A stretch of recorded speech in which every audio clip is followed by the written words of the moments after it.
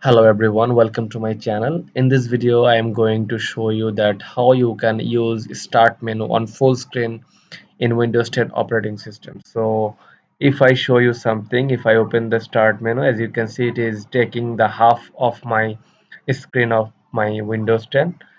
So if I want to use the full screen for this start menu, so then how I can do it? So it's very simple. So for doing that you have to go to settings, then go to the personalization. Okay, then after coming to the personalization, you have an option called start, then click on start, then you will see an option here is called use start full screen. Then if you enable this option, so if I minimize this option, if I show you this option, as you can see the start is taking full screen of my Windows 10 operating system. So if again I disable this, then if again I open this, now it is taking half screen. So this is how you can change the start menu screen size in Windows 10 operating system. So thank you guys, thanks for watching.